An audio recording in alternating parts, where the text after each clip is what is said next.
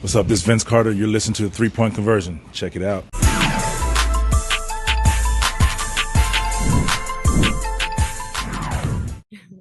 We'll get started in the front here. First off, happy birthday. Thank you, thank you. And we love a win on the birthday. We love birthday dubs. Now, if you can give props to any player or plays from the game, who would be and why? Honestly, I think everyone was huge and impactful for us tonight. I think our starting group did a good job of throwing the first punch. I think Sav did a really good job of facilitating, taking our opportunities and grabbing extra boards. BG came in, was a monster. Satu was making big shots for us. Katie just always does the little things every single night that become big things when you're talking about why you win games. So, and this guy over here, he put us through a tough week of practice. He knew we needed it. We needed to get humbled a little bit in our ass beat in this gym, just to bring out our dogs too, and remind us of why we're in here every single day. So I thought from top to bottom, we were great.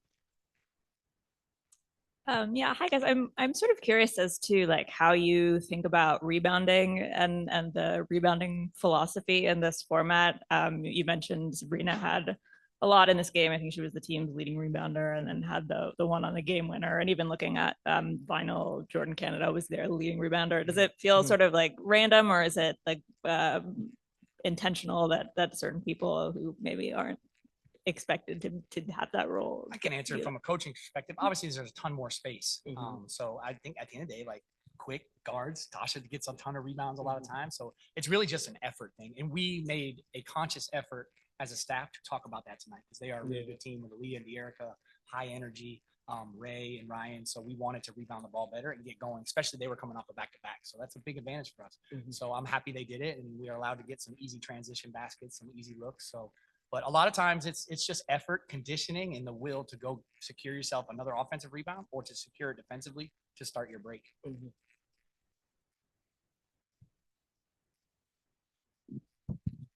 Hey Tosh, happy birthday. Thank you Congrats. so much. I appreciate it. It's a fine one. There are fans coming from all over to come see Unrivaled. We've talked to many who are coming from all over the country. There were a ton of signs for you tonight. Can you talk a little bit about what that means, especially on your birthday, to have so many people coming to see you and just enjoying to watch you play? Yeah, I think it's not a secret to everyone that the last few weeks have been kind of crazy for me. So I've just kind of been in my little shell and just, pouring into my cup and figuring out, ways of just navigating my mental health through this time. And I think one of the biggest things is the good you put out into the world, people will always feel. And whether you have an impact or not, moments like tonight remind me of how much impact we have, much more beyond the court. And for me, that means more to me than any win or loss in a column. The impact that you're able to have on people's lives, even to the most simplest of things, that put a smile on their face from being goofy on the sidelines or something like that. So as much as that made my day, I'm glad I also was able to make their day. But I think Unrivaled does a really good job of making everyone feel welcomed and safe here, and a space that is for them. And because of the intimate feel, we get to have a deeper connection with our fans, which I really clearly I enjoy very much.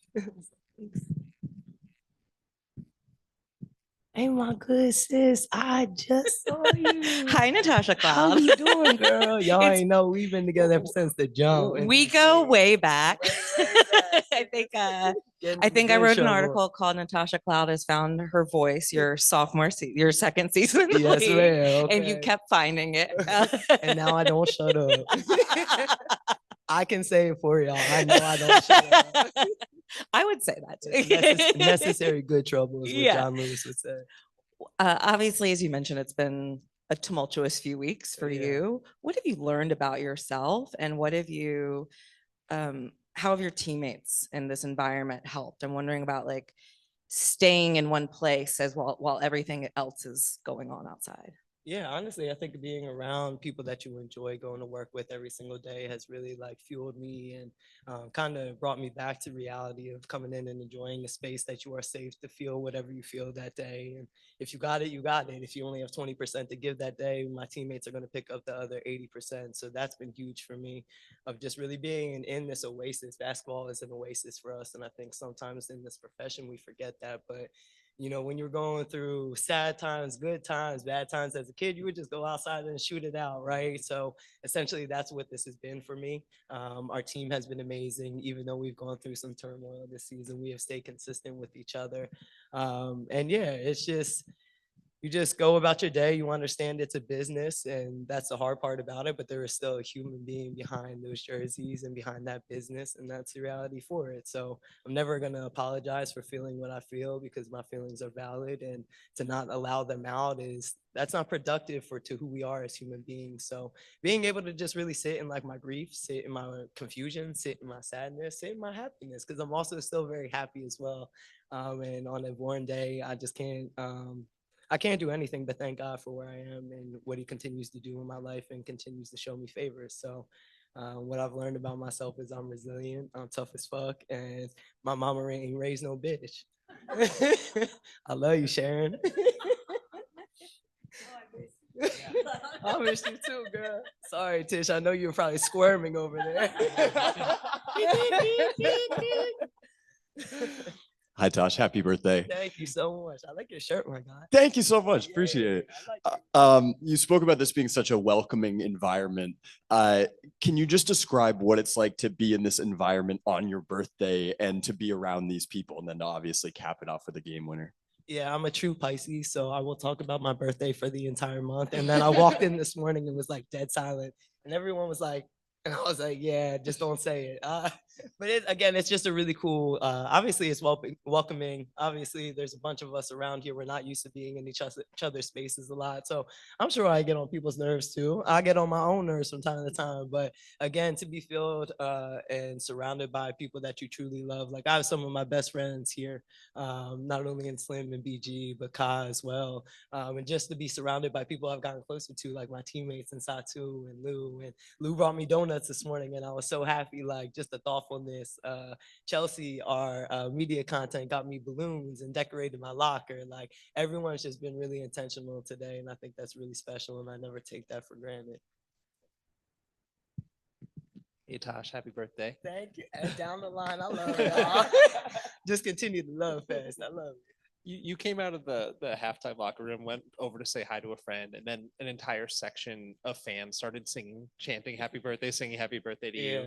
For a league that has existed for just a couple of months, it really feels like so quickly it's resonated with these fans. How do you think that Unrivaled has done such a good job in just building out these teams and in building out the connections to you as players through social media and everything to make this so accessible to fans? I love that question. I think Unrivaled did what everyone wanted, all of our fans wanted, right? Was that off season that wasn't a blackout.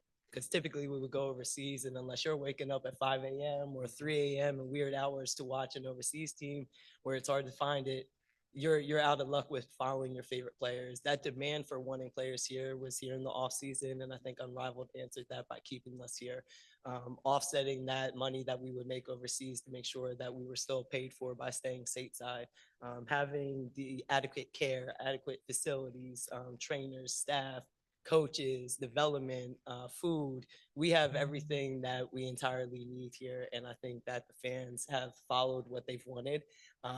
Unrivaled has answered the demands of them, and that is creating something special here that will carry on for the next generations to where we will be done playing, and the next generations of women can play in this league, and leagues like Athletes Unlimited that present another league to play in the off season and stay stateside and safe and all those things that we want our women to be.